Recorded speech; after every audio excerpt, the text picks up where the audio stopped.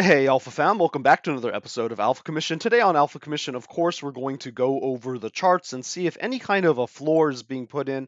Yesterday, we did report to you pretty early after the Federal Reserve meeting, still within the trading day, and so it was just a blood red. It was a falling knife, and catching a falling knife is not a good idea. And so we did, document the momentum zones that different assets would have to capture, at least in part, right, if they wanted to be considered for any possible long positions. Otherwise, we could only comment that, of course, it looked pretty bad. Almost every asset was under its weekly, under its daily, even under its 4-hour 9 EMA and 4 EMA, and well under their momentum zones for the day, suggesting that at the time of that video, it just wasn't the proper moment to take any type of a long position. And, of course, different people will try to be, these kind of sham gurus and say that they can call something like a bounce even while price is in free fall. But of course, guys, those divergences and whatnot don't count until we have a floor, until the low is put in, and then you can start looking for those bullish divergences. Otherwise, you could just continue to fall straight down, straight through your divergence, and it could just completely evaporate. And so that's why we look for several 4-hour candles before we start making those type of trades, because guys, anyone catching a falling knife could just get utterly wrecked, or they could end up catching the right asset. And it's just gambling, right? Unless they do it the right way with some significant candle closures. And the same thing in the stock market. You see, if you took that chance to try to catch a falling knife, basically 80% of the market would have just absolutely wrecked you, right? However, because we do see Google, Microsoft, Meta getting some nice little bounces, technology could be propped up a little bit, which does allow crypto and some of these riskier tech assets to also consider to put in a floor. And so this is why I suggested, guys, at least not to go long at the time of my video, but to wait for a couple significant candle closures, within that momentum zone that we marked out or above it, or for the next day to print, so that we could see what the behavior is of the following candle, and also see what the confirmation of the daily divergences were at the end of the day. So this will be an update to that video. You can see that the funny thing I was pointing out yesterday, that of course, the only green stock yesterday was Nvidia, and it was called by Jim Cramer, and it was up a bit, but everything else in the market was down. But today, you see, Nvidia is down 5%. It's probably the biggest loser that I can see here. And so you just average the prices together, and it looks like the Jim Cramer effect is still in effect, and that was a terrible call by him. And if you did jump in based upon Jim Cramer's advice, you got pretty wrecked there. Guys, let's go ahead and jump over to the economic calendar. Of course, jobs basically on par with expectation, so nothing shocking there. A little bit higher than the previous month, which is, it's good from a Federal Reserve perspective, in terms of it decreases some pressure on the Fed, because this is what they want to be seeing. They want to be seeing some of those jobless claims increasing, so that there's basically more workers available to fill the open spots that are available in the market. And so conceivably, these people who are out of work can go to fill the open jobs that are still in the market, which is still relatively high. Okay, guys. And so continuing job claims, all of this is very complicated. We are not in significant recession territory. We're basically just filling in the backlog of jobs that are open, okay? And so we're not in any serious problem with jobs yet, and we probably won't be in any serious position with jobs until maybe mid next year, in the heart of perhaps a recession that is being implied by the yield curve inversion on the charts, right? And so this is actually fairly okay news, and all of this is fairly okay. It's just, you don't like to see people losing their jobs, but this is pretty much on par with expectation. Continuing job claims actually decreased, so you can see that people are actually getting back into work, right? So more people are losing their jobs, but more people are getting back into work, right? Because this number is smaller than this number, even though this number is bigger than that number. And we can pretty much just consider this to be a bit of a wash right now. Or we can consider that some people, are, because the jobless claims, if it goes down, that could mean that, you know, that people are just getting back to work, okay? Like people are probably deciding that, the inflation is too high, that there's a likelihood of a recession, and instead of claiming joblessness, they're just going out and getting whatever job they can get, which happens to be open. And so this is the economy basically filling up its positions, guys. This is going to get uglier next year, so I'm trying to figure out how to build a narrative around this, because people are going to lose jobs. And I was warning you guys of this like 6 months ago, that it was going to happen by 2023. And so we're starting to see the crossover of the really bullish, just like maniac driven, like hyperinflation, 0% interest rates, unlimited, era of money spending from the Obama and Trump years, and the first year of the Biden administration. Now we've made the pivot to tightening, and, it's just going to get uglier from here. So, gonna have to figure out a sensitive way of saying this stuff, because at the same time, we want to fight inflation, but at the same time, we don't want people to be out of work, right? And so that's the issue with stagflation, is that it's gonna get hard, guys, as we move from inflationary period to stagflation, which we're in, and then into recession, which, of course, the workers will take the brunt of that.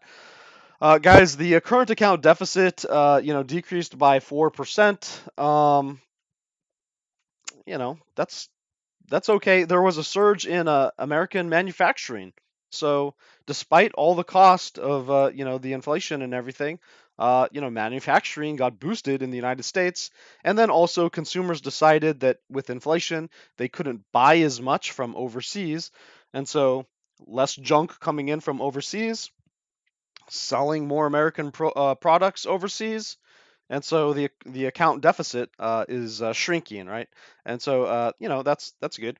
Leading economic indicators, but it can also suggest, it's kind of a wild card. It can also suggest some, the this is also a complicated one, right? Because if there's a surge in manufacturing, but at the same time Americans are buying less because they're insecure, economically, then it's just complicated. It's one of these measures that we're gonna have to follow. It's just like jobless claims, the account deficit, and also later GDP is a different number. This is just the account deficit.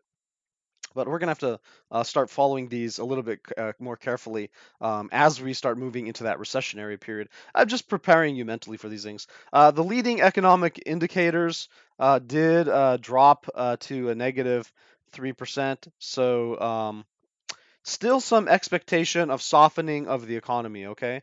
Expectation was negative 0.1%. Previous was 0.5. So we're significantly better than previously, but were worse than expected. So take that how you will. Mixed data day, okay, guys? Mixed data. Let's go ahead and just go to the charts. Let's start backwards today because we do want to just understand what's going on in the market. And there were some limitations on the risk factors that I was pointing out. Let's start with the dollar. Go ahead and put our lines on there. I was suggesting that the dollar was starting to hit into some of this resistance. You do see a bit of a pullback there at my 111 number. That's what I was suggesting was probably going to be a buffer area that was going to start to slow down the dollar, probably with it maxing out at 114. And then maybe it could have a stretch goal to 118, but I really see this area as starting to be where the dollar, over time, as we get into 2023, starts to make that curve significantly. So we do see a decrease in the dollar, and that was what I was suggesting was going to happen, which could give us some good trading. And then also on the VIX, I suggested we could pop up to either this orange or this red line, and that we could perhaps get a reflection down, especially if we, sorry, I'm on the 5-day, let me go to the daily, especially if we need to recover some of these candles down here or do just type a bullish check back. And so because we were so overextended on the VIX, we did come back. We bullishly checked the 9 EMA, and so we're still above the 9 EMA on the daily. And even though we're having a pullback, this is still bullish to me. You can see these kind of like a double skip formations that the VIX does put in, and so this could round down, but at the same time, this is a very bullish orientation. There should be no mistake about that, and there is the possibility for the VIX to pop up still. And also, same with the DXY, right? We had a bullish checkback on the daily to that 9 EMA on the daily. You see how important that 9 is, right? But look at our price, we're still above the 4 EMA on the daily. And so, like, what's the point of dropping down here and then pumping back up unless you're going to continue to be bullish? And so, yes, you could have a nice trading day, a nice trading morning, but this thing is still bullishly oriented, and what we want to see is actually the close of this candle body not not be all the way up there, but to come down more towards this 4 and then more towards the 9 and then kind of break down from there. We don't want to see these these pop-ups, because that suggests that the dollar could still be rising and could put pressure to the downside. And that's what I'm saying. Like, guys, like, yes, we had these bearish divergences on the dollar. Yes, we had bullish divergences on some of our assets, but whipsawing, just popping down and then popping back up, that's a very risky position. That is gambling. You don't have a hard floor. You don't have a confirmation of any type of a turnaround on the dollar. You don't have any type of real confirmation of a turnaround on the VIX. And then let's look at USDT. USDT, that is a nice engulfing candle there. We do have our EMAs on the daily starting to point to the downside here. Maybe USDT is going to come down some more as we reached that limitation that I suggested on the chart. And so I did suggest that if USDT gets rejected at this line, there could be a nice trading day to follow, because of course if USDT goes down, that means that they're spending their tether on something like a crypto. And so, that was basically the correct way to use these indicators. And so the DXY, the VIX, and the USDT, these type of risk factors that I take us through every time I make a video, were suggesting that we could have an easy morning this morning if you had looked at them last night, right after, a couple 4-hour candles after I had made my video, and then you said, well, what's tomorrow morning going to look like? Or you could have woken up this morning and said, what's the day going to look like? And then you could see the VIX, you could see the dollar, you could see USDT dominance, like rejecting from certain lines, right? Certain significant lines. And you could say, oh, we might have a good trading day today. And so you could front run that move on your asset, because most likely your asset will behave if the DXY, the VIX, and USDT are all pointed in the same direction down, right? You want those things to be going down if you're taking a long position. Guys, let's go ahead and move over to the charts to see how that kind of reflection again. And by the way, guys, all those risk factors are still bullish. They have no confirmation of turning around. They could continue to chop up, but of course, having hit those lines, at least for the most part. They could chop down lower, okay? So that's the hopium, okay? But it's not confirmed yet. Guys, let's go over to BTC to see if it did put in a bit of a floor. I did update the momentum zones again because of that whipsaw action, right? You can see that whipsaw action. Just go ahead and go to the 12-hour. You can just see like, up, down, right? Up, down, up, down, right? And then up again, right? So this is just like breaking our necks, and you know, it's just very hard to trade that, guys. When I made my video, we were basically a falling knife. You can see my circle down here. We did end up catching that support and pushing back up, going to the daily. So we did catch that support on the trend line that we have here. Let me actually go to the 4-hour because it's very hard to see. So, yep, this is where we were yesterday. And then right on the trend, we did find support right where all of those risk factors started to max out. And looky here, we're pushing up, above this kind of. I mean, I call it a channel, but in reality, this thing is basically a broadening descending wedge. It's not parallel. You see, it is a channel, but you have this fake out up here. You have this fake out down here. Now, the channel was actually really respected right here. And then you did see this break down and check back, right? And so this was actually a breakout. That line was significant. So this line actually was true. But then we also have this kind of secondary line here. We also have this wick up here. And then we also have this. So guys, we didn't know, right? We didn't know yesterday if we could have kept falling down to this line, right? You see how we wicked here, right? We have a point up here, have a couple points up here, like touch, touch, touch. Like we could have kept breaking down here. That's why I said like it was gambling, right? It was gambling to just use. You see this drive of bullish divergence. There's like a thin blue line here, thin blue line here, thin blue line here. I mean that divergence could have just gone away if we continued to break down.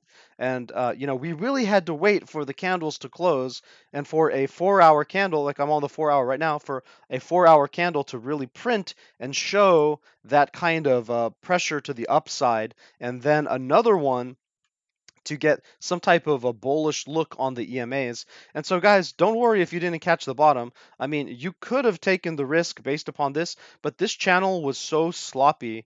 No one can blame you.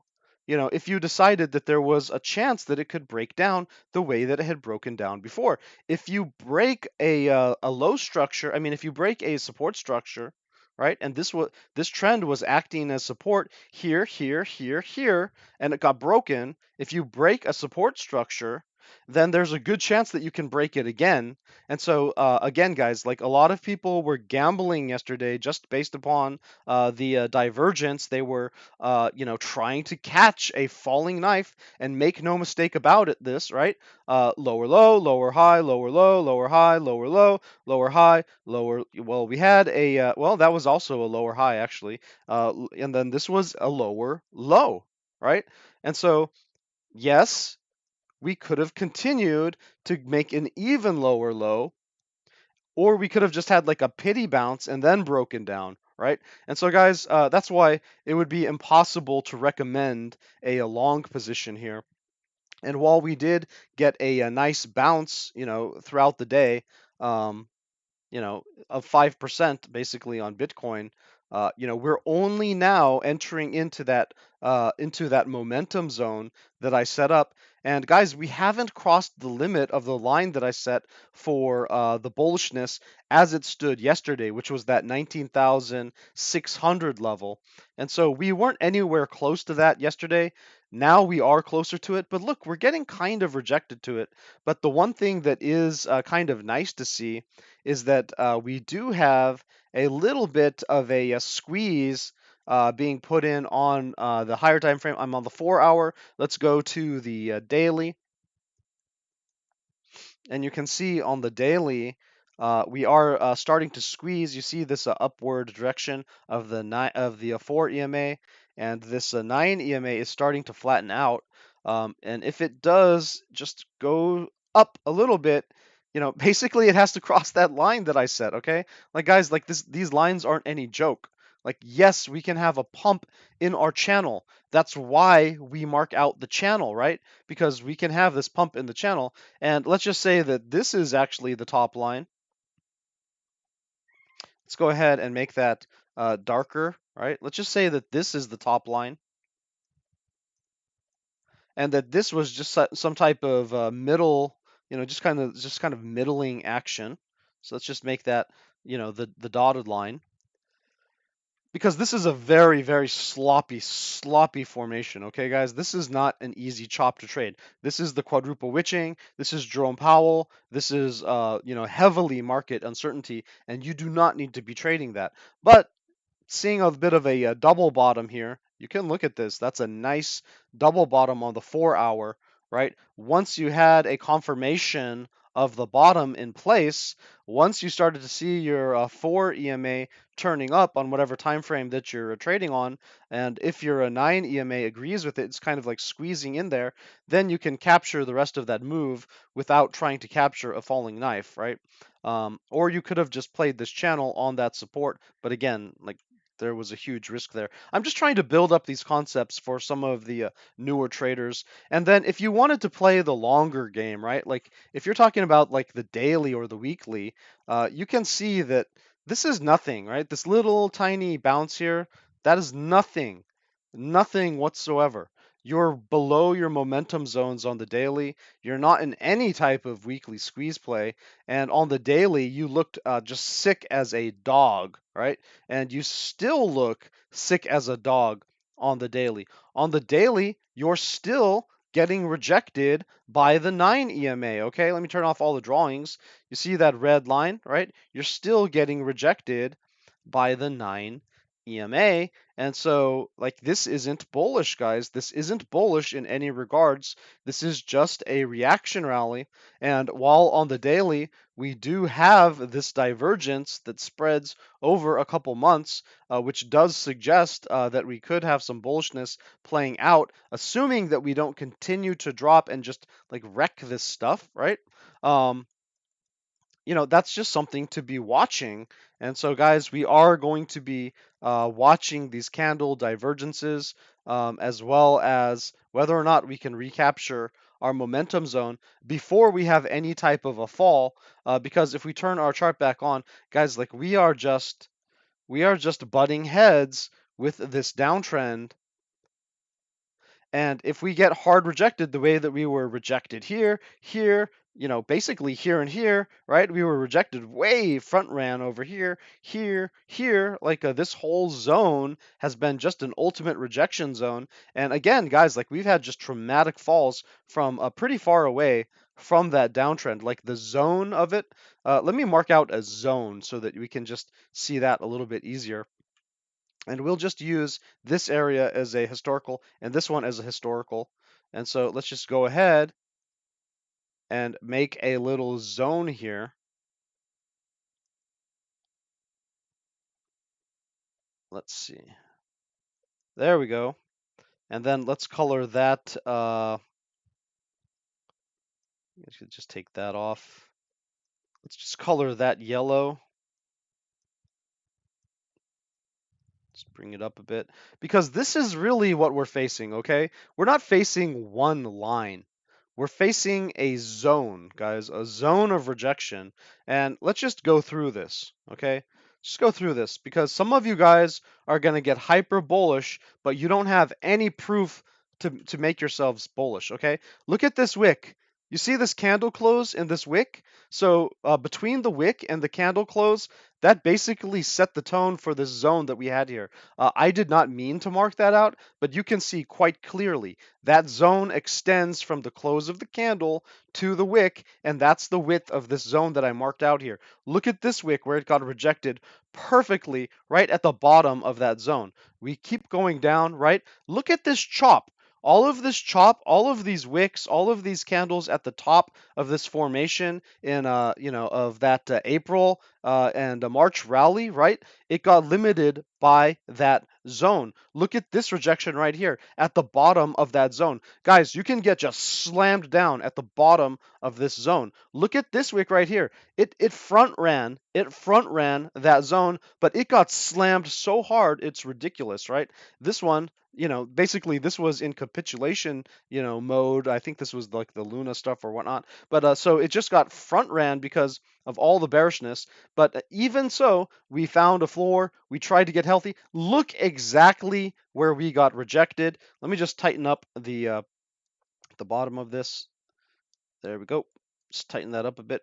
And then you can see rejected, slammed down, right?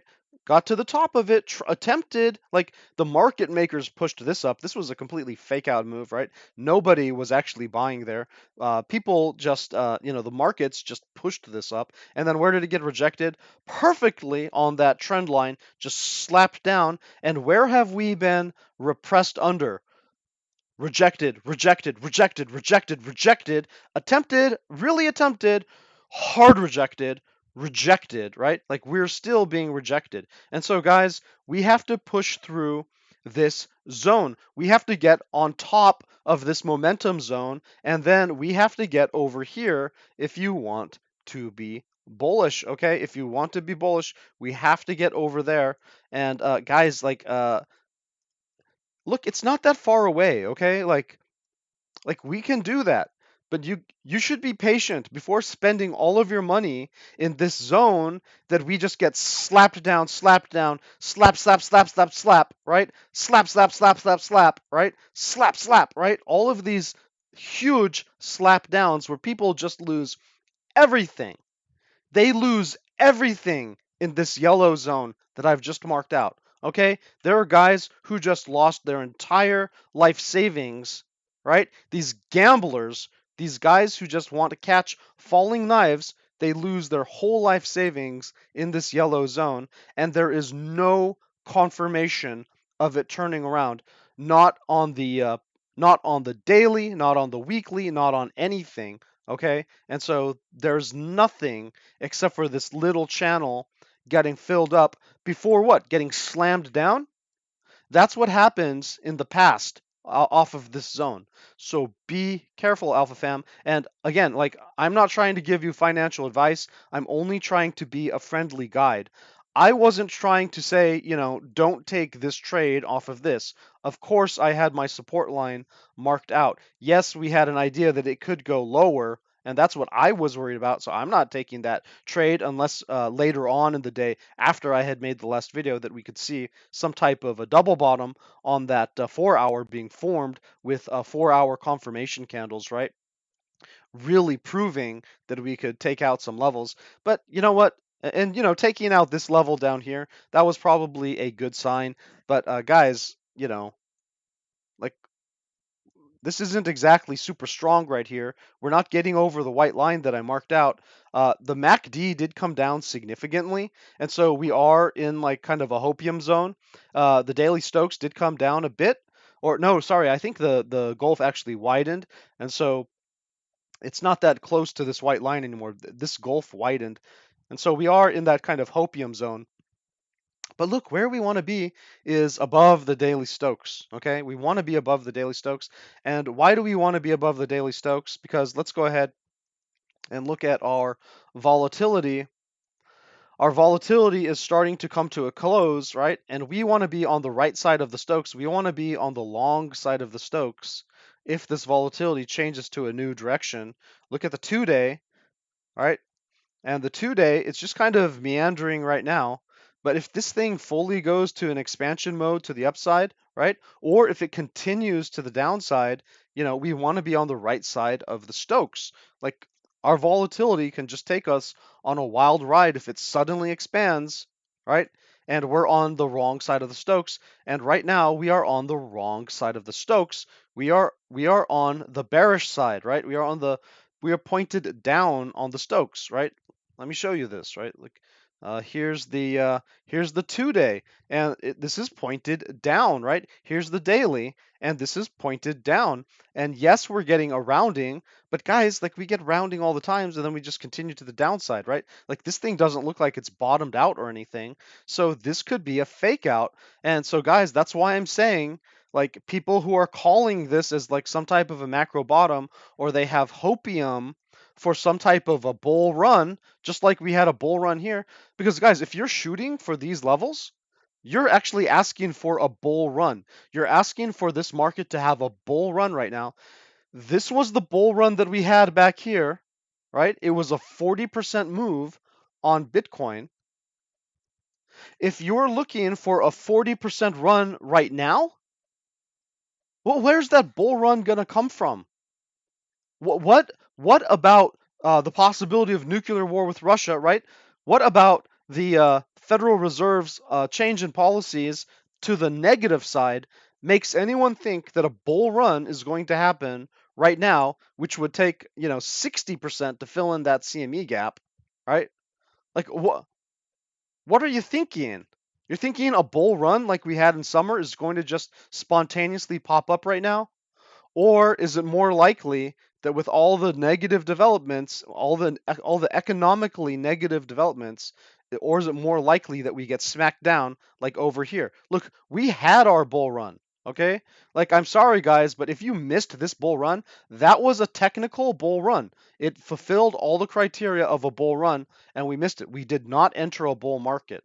We are not in a bull market. So to expect a second bull run after that bull run, when the bull market was rejected, when it was absolutely rejected, okay? Like we had the chance was right here, and we lost it. The market tested the opportunity for a bull market. If it had succeeded, if it had broken through this zone, if it had captured this line here, we would have entered into bull market territory with the potential of a much bigger run. But we got smacked down, and then Uncle Jerome Powell came in and said, sorry, party's over for 2023 as well. And so, are we going to get a bull run out of this? I feel doubtful, guys. I mean, maybe we can play these small plays or whatnot. Maybe we could get some bounce and maybe just hold this level. But and then maybe we make like a new arrow, right? Maybe we just carve out some territory outside of this downtrend. But do I believe that we're going to have a bull run right now? No, right? And so what are we doing if not catching a falling knife once again right at resistance? Right at resistance. Yeah, it's okay. You could make a play on this support if you wanted to take that risk. That risk to reward was pretty good. Look, drop from here, dropping down to this line. That's like 1 unit of risk, but to pump to the top of this little formation, that's like, that's like 3 to 1. It's like 4 to 1. So that's a pretty good risk to reward ratio. So you could have taken this trade where I have my little circle because that was a possible area to take a trade. But if you're thinking about getting in right now because of, you know, bullish divergences and things, wait for the confirmation. Wait for the breakout of this downtrend. Wait for holding these momentum zones with 4-hour candles. I'm talking to myself now. I'm just talking to my friends and family, not giving you any financial advice. You do whatever you want. But I'm just saying, if you didn't catch this bottom right here, you are in double resistance zone and you're still under your Stokes, and you could get a nasty surprise if you just wake up to this thing just dropping one more level down. Drop, drop, drop, drop, drop, drop, drop, drop, right? Every time we approach this yellow zone, okay? It's kind of danger zone up here. And so, guys, I mean, we're doing that again, okay? So, I don't know. I mean, you guys can do whatever you want, but, you know, advising people to go long at resistance while we're underneath our momentum zones, it just, in a place where historically, right? In a place where historically we just get smashed the worst. Like this is literally the worst place to enter the market. And if this ends up being the bottom of the market, okay, okay, fine. I will say I was wrong. But I will say, you know what? I used proper reasoning and proper thinking about that, okay? And yeah, we can say that we have kind of a double bottom here. Yeah, we have nice divergence here. Yeah, you know, there's nothing really dramatically bad in the news that we didn't already hear and isn't already kind of baked in the news. But is there anything that's going to take us on a bull run or overcome the pressure that we've already been experiencing? And I'm just not sure that's the case because I think the Fed is lying to us. I think that just like they increased the expectation, to like 4.4% or whatnot, that later on in November they could just increase it to 5.4%, right? Like they can increase their expectations of rate increases just continuously. We don't know, right? And so that type of question is still in the market, and it's no different than the question we had up here. It's no different than the question we had here, right? It's no different than the question that we had even at the top of the market, which is when is going to be the Fed pivot? And we don't have it yet. Jerome Powell told us that he's not pivoting, and in fact that he's going to continue into next year. We haven't even broken out of this little tiny downtrend, right? We're just filling up this expanding wedge. Now, there is a measured move to this, okay? And I love to point out the the broadening descending wedges because they happen on Bitcoin a lot. And if you want a measured move for it, fine, right? I mean, it can be somewhere around here, okay? Somewhere around 20,500. Let's look at the 4 hour. Yeah. I mean, it depends where you count it as being put in, right? So, yes, if we're able to get above that 20,200, 20,000, let's just call it 600, right? Area, then yeah, and you're closing significant candles up here, then fine, right? We can start talking about potentially breaking out of this downtrend, right? Because you're going to have captured your daily momentum. You're going to be starting to have the hopium for something to build up on the weekly, and you're going to be pressing against your resistance, which you've attempted to break multiple times, and so you're going to get another shot at it. But down here, I don't give a crap about this price action. Okay? I don't give a crap about this choppy, stupid price action. I only care if we're sitting above 20,000 and preferably above 20,500-ish, 20,600-ish, and if we're above this diagonal. This is just too close to the forbidden zone, okay? Guys, this is the forbidden zone. Like, you're not supposed to be in there unless you want to get smacked down, right? And unless we're just holding in that area and poking candles through it, like wicking through this downtrend or doing something amazing, like I just fear, okay? This is fear. I just fear that this is going to get slapped down again, and that this isn't the bottom of the market, but we are so close to the macro downtrend that we could see that capitulation. Now, let's see, what's the time that we have? If we just go directly horizontal, what's the time that we have? into October. Now, October could perhaps change things, right? Like if we get into October, maybe that's just going to end up being a super bullish month, okay? And maybe October's not going to slap us down. But we're still in September. We're still in the post Jerome Powell days. This candle is looking fairly bullish, but we do have this wedge that we can fill. We have to get on top of it, and then we have to break to the upside of this downtrend. Guys, I'm not going to say much more about that. I'm not trying to be a perma bear or anything. I'm just setting the conditions, which then have to be confirmed for us to take a trade to the upside, for us to think that there's going to be another bull run. Okay? We just had a bull run. I guess if you think that there's going to be another bull run, then those are the conditions that have to be met. Otherwise, we are fulfilling, right now, we are fulfilling all of the conditions for our rejection zone.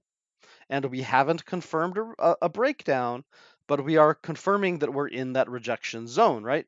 And so again, like we operate on confirmations, we operate on conditions being met on this channel. We do not operate on just calling up or calling down. And so, guys, like we are stuck between a rock and a hard place right now. We have to get some dynamite in here. We have to get some explosives, remove the boulder that's standing between us and our path to the upside. Otherwise, we're going to get slapped down. Guys, moving on to BTC 24/7 exchange. Again, like I marked out like that we had this kind of triple bottom down here before we had that bounce. So like you could have taken that. We did start to pierce down below these levels more and more and more on the CME chart, on these 24/7 exchange charts. And what happened is we're putting in basically a fractal of our previous breakdown, right? These type of breakdowns that we have, we're putting in a fractal of it. And what I'm worried about is that we're going to pop up, it's going to be a fake out, and then we're going to get rejected down, right? And then hard down. And that's why I don't want to see people going long here unless we have confirmations of bullishness. Now, the thing about the CME is that the Stokes is much closer. It's 19,600. So that implies like something has to happen sooner than later, okay? Like, let's go ahead and take a look at the daily Stokes volatility. No, that doesn't look good. Let's look at the 2-day. There we go. 2-day is looking pretty clean. You see this 2-day? It's expanding to the downside, but look at this. I mean, it's contracting to the downside, but look at this. This is almost completed. This looks like it's going to curl off, right, and then pinch down. And so we can say it's 75% completed on that volatility move on the 2-day. Well, if this is 75, right, if this is 75% of the move, what's the last 25%? Well, probably the last 25% is going to be just filling up this area right here, right? Because just divide this by 3 and then just add a little section. And so, yes, we have a chance to hold on to our momentum zone on the CME, on the professional exchanges for Bitcoin. But if that's the extent of our contraction to the upside, then what's our expansion going to be? Because that could imply that once we turn to expansion, that could be expansion to the downside. And if we're not tightly holding that Stokes area, if we're not tightly, challenging our macro downtrend and pushing and being capable of pushing through it, then we are going to get smacked to the downside, guys. We're going to get smacked to the downside hard by that volatility on the 2-day. So, guys, we're paying attention to this stuff. You don't have to always be in a trade. If it's not clear, you don't have to always be in a trade. Now, we did, again, like on the 4-hour, we did have that nice kind of double bottom. We did have that bullish divergence. And so, playing the 4-hour, no problem. Look, we immediately filled in like a 4-hour CME gap, to the upside. That made sense. It helped us build this momentum. This looks fairly bullish. It could continue, okay? But I'm just saying, like waiting that day for confirmation was probably a good idea because we would have been just in a falling knife formation. And also, we still haven't captured any type of daily momentum zone. Now, I have adjusted all of the momentum zones, and they did come lower because, of course, price action came lower. But we're still not sitting on top of them, right? We don't look super bullish or anything. Let's look at our EMAs to see if there's a different picture. EMAs on the 4-hour looks pretty good, but we are getting a little limitation there. I mean, we could be limited by the 89, right? And then smack down. Let's look at the daily.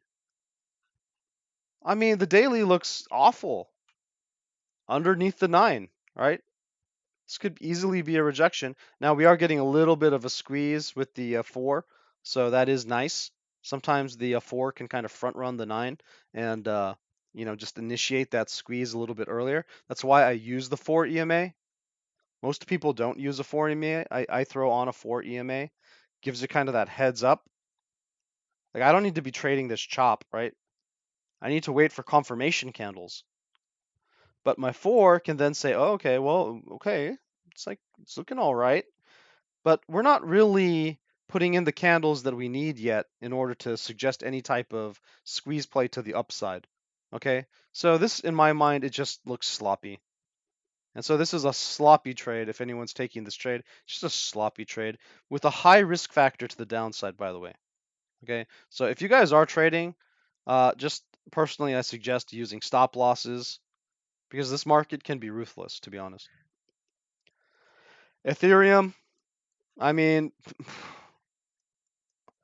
you know what's interesting on Ethereum? Like I said, I made a bad call because we didn't fill in the CME gap. But if you look at the CME, we actually did fill in that one perfectly. So the pricing is slightly different on the 24/7 exchange and the 24 the professional exchange and the 24/7 exchanges. And so we actually did end up filling it out perfectly up here. And so that's interesting. Just giving myself a little pat on the back there. But we are pushing back up into this previous CME gap area, and we're trying to use it as support, which is interesting. This could be a little bit of an opportunity for Ethereum to turn around. It is capturing its daily Stokes, and it's not there yet on the momentum, so it is going to continue to the downside on the daily if it can't capture 1370. So for Ethereum, kind of 1370 is the price we'd like to see it hold above, okay? And yeah, this stuff is updated.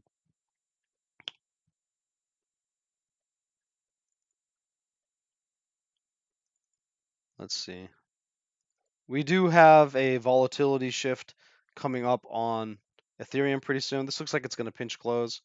And so that could take us down or it could take us up. Like we want to be in control of that momentum zone when that volatility pinches shut, so that when a new volatility era opens up, we can understand the direction that it's going to go. But if it's just muddled, if it's just mixed, then it's not an easy call. Like we're just in a falling knife formation, guys. Like what do you want? You want me to say this is a bottom? Yes, we have bullish divergence. I said we had bullish divergence yesterday on most of these assets, but it didn't do much on our previous pump. And is it going to do anything now? I don't know. I don't know. Okay.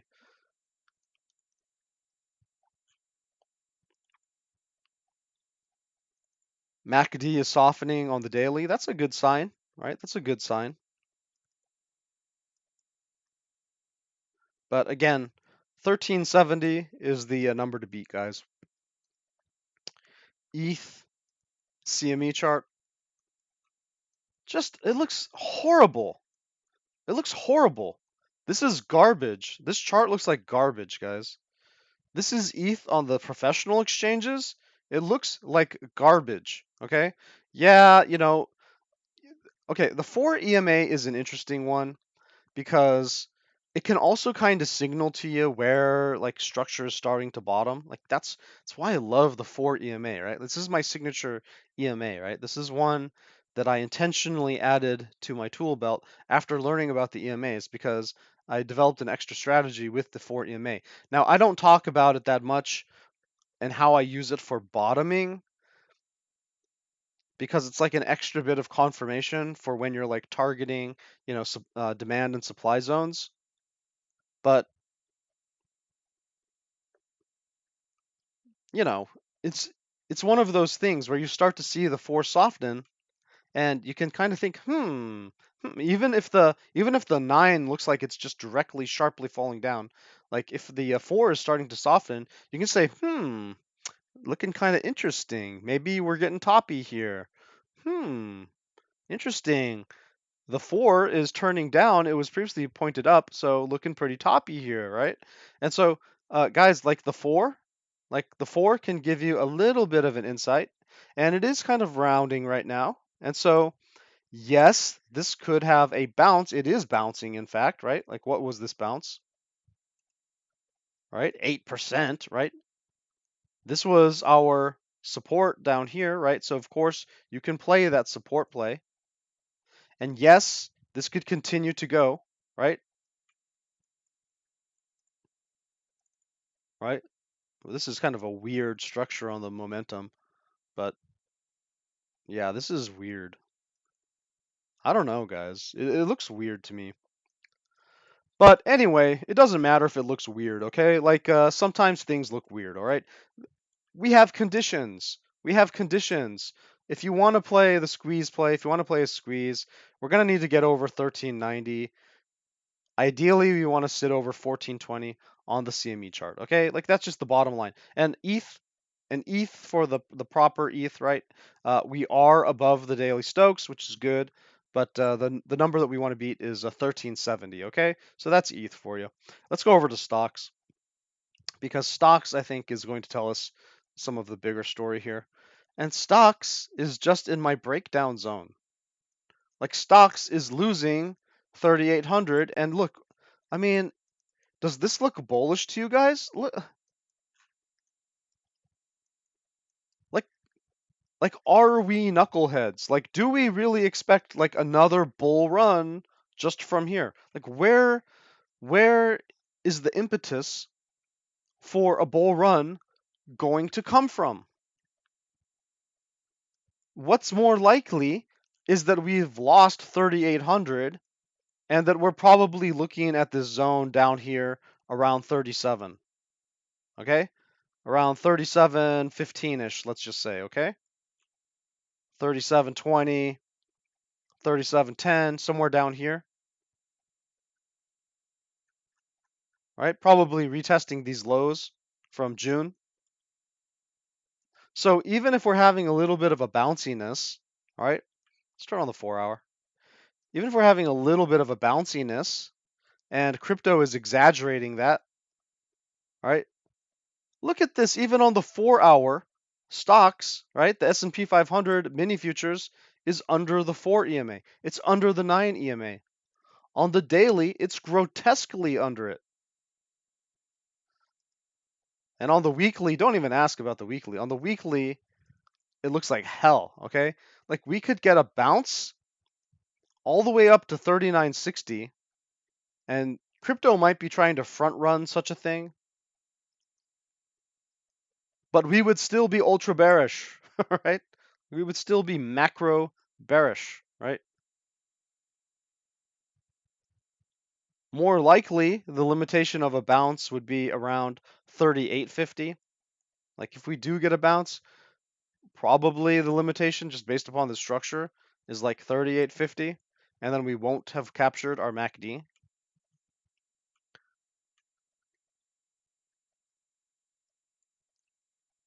But on the 4-hour, it sure looks like you're just playing with this breakdown area.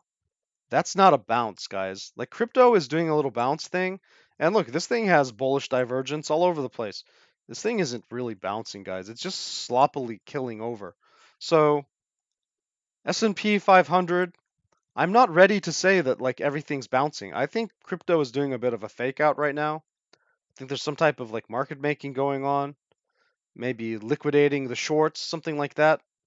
We are in that really danger zone of crypto, and stock market is just looking, it's looking like death, man. Okay, it's looking like death.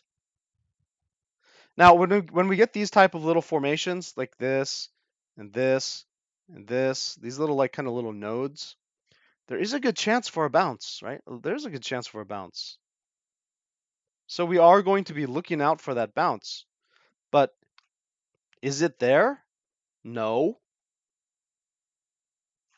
We're under 3,800. How can I be bullish under 3,800? I have to be bearish under 3,800. And then we can talk about things down here at 37, 20, 37.10. Nasdaq. Same thing. Look at this. Yes, we are doing our damned hardest to try to keep ourselves above this diagonal. Look at how perfectly my diagonal is like aligned with these candles, right? But look how sloppy this is. There's nothing. There's no bounce here. Yeah, there's this little, it's like trying to save itself, right, from falling off the cliff.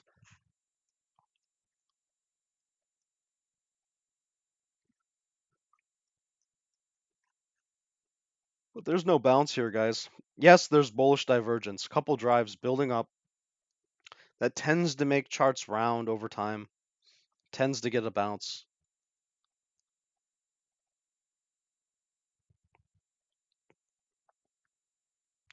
Four-hour Stokes. It's like break even. I don't know, guys. Again, like this is just one of those days, which again, like it's just too early to call a change in the market. It just looks bad. It got rejected. Look, it tested perfectly the 9 EMA with this wick. Let me turn off the drawing. It tested perfectly the 9 EMA on the 4-hour and then got hard rejected underneath the 4. That was a hard rejection. Rejected, rejected, rejected. This thing isn't turning around yet. It's thinking about it. It hasn't done it yet. We haven't captured our momentum zone, okay? We just haven't done it. Yeah, talk to me when we're over 11,700 on the Nasdaq mini futures, okay? Talk to me again if we're over 11,900. And then I'm going to be starting to get pretty interested, okay? And like putting candles above that. Talk to me again if we're above 12,000. But underneath 11,700, am I bullish? No. Could we bounce there? Yeah, I have a diagonal. Why do you think I have a green box and a diagonal? We could bounce here. Are we bouncing? No. So don't get too bullish, guys. Just watch out. This can also be a moment where we just crash, okay? And that's not what I'm calling. I'm not calling that. I'm not making a call today. I didn't make a call yesterday, and I'm not making a call today. Okay, I'm just saying. We're post Fed meeting. These charts are sloppy AF. Crypto is in the danger zone on Bitcoin. Ethereum doesn't look that great. Yes, it's bouncing from support. Yes, we're getting some bounce from supports and from some divergences. But stocks look like they're just wrecked. So we want to see how this plays out. Let me look at the weekly. Ugh.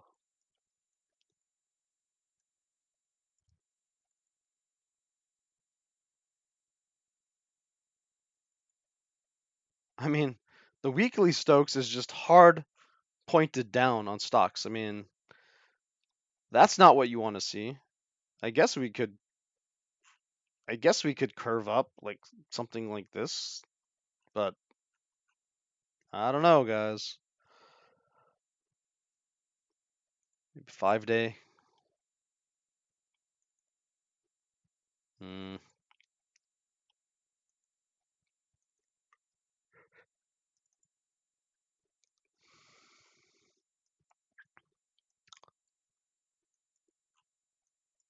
I mean, this could print another like green pattern here. You know, it could make another green hill. This is an interesting tapering right here. It's not like a hard smackdown or anything. Sometimes when they taper, they lead into another one. And so, yeah, maybe we could get another round of bullishness, but you're already starting to cross negative, you know, on a couple of these lines. And the momentum's just not there. You want to trade with the momentum, right? You don't want to go against the momentum. The momentum just isn't there. It's to the downside. Ooh, on the 5-day, we are getting a little bit of a bounce off of that 200. So, you know, these professional exchanges, a lot of them use the 5-day. So you can see we got a little bounce there. We can see, do we break through that or is this just a temporary stop? I don't know, guys. I don't know. Just be careful, I guess. But, you know, if there was a place to bounce, like this should be the place to do it. Like this is the last call for bounces. Like bounce here or we're going down like pretty significantly. All right, same on S&P, same on Ethereum. Bounce here or we're going to go down to like 1,000. Bitcoin, you know, bounce here and break through the downtrend, right? This force field that just kept rejecting you. Like this is going to be so significant if we break through this.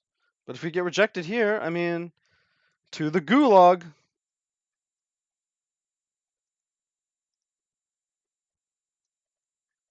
Look at our coins.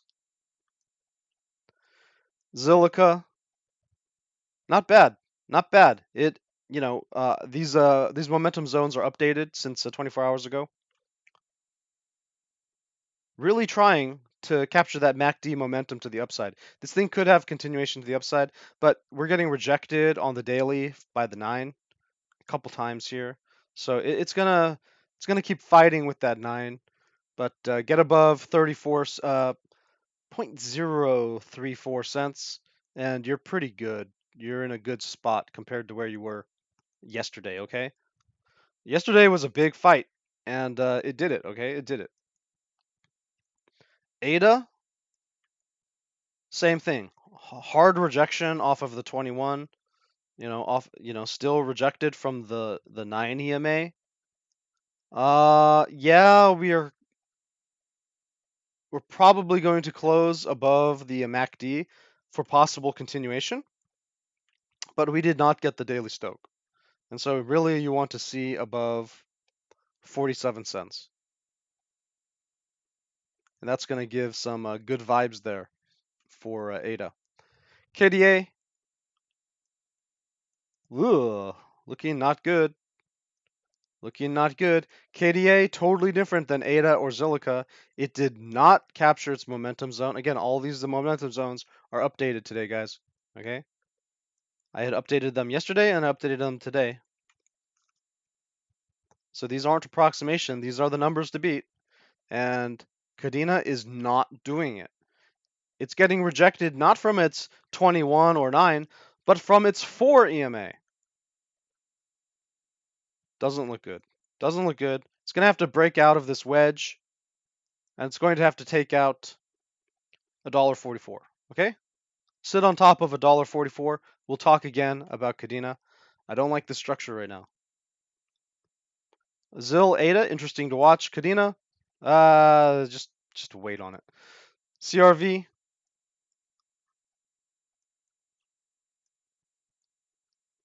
same thing as Kadena. Not just rejected by 21 or the 9, but also rejected by the 4 EMA on the daily. Ugh, right? Not good. I don't know what formation this thing has going on exactly. The downside formation is what it has going on. Okay? Like get above 96 cents. Put a couple 4-hour candles on top of 96 cents and let's talk again, okay? You can see we have this a downtrend here. Get on top of that at a minimum, okay? 95, 96 cents minimum.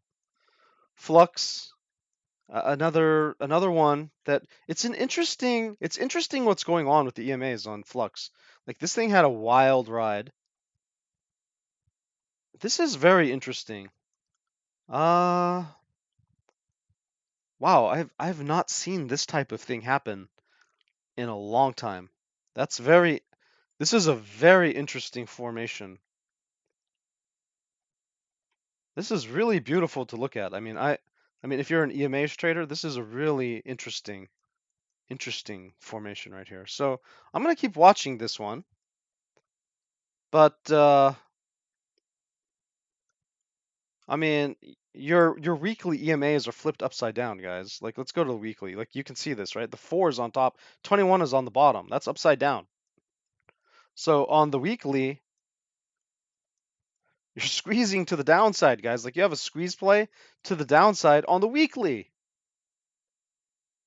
That's not good, but you are getting some support here by your 50, and so just interesting. Just interesting. I'm gonna keep watching this because obviously there's a squeeze play to the downside that's popping through the 200, and then this 89 on the daily is offering support. It's just very cool to look at, and there is this kind of squeeze here, so I'm not sure what's gonna win exactly. But yeah, for Flux, we really want to be over $1.06 if you want to like change all that stuff back around, right? That weekly squeeze to the downside that's going on Flux. If you want to change that all around, let's get up to $1.06. But you just want to take some risk than 98 cents, 99 cents, putting a couple 4-hour candles above 98, 99 cents. Like you're gonna basically recapture some of this support up here. So well, those are your levels for Flux. All right. Very interesting formation going on. Guys, you understand what I said about the bullishness of all these risk factors. They're just coming down a bit, right? But they haven't been confirmed to be turned around. USDT is giving me the biggest possibility of a turnaround. Everything else just looks super bullish. And USDT itself could pop back up. So all of this stuff, like we could just be in a temporary bounce right now. Like we really have to see those things turn around or get into a formation that would suggest that they're going to turn around. And then the criteria I have for BTC. I still think BTC, Bitcoin is the leader in this market. And so if I see all this ugliness, if I see that we're not conquering this forbidden zone, this danger zone, this rejection zone, then I'm not making any calls to the upside. This is the death zone, guys. Like this is where crypto goes to die. Okay? So, yes, I mean at some point that will be no longer true. But it's been true here and here and here and here and here and this front ran it and here and here and it's just been true all the way down this chop. Okay? So, statistically, do I want to fight against that? Or do I want to protect my capital and then just see how it plays out and then take the more obvious play, right? When things are aligning better. Man, these are beautiful drives of bullish divergence, though, I have to admit.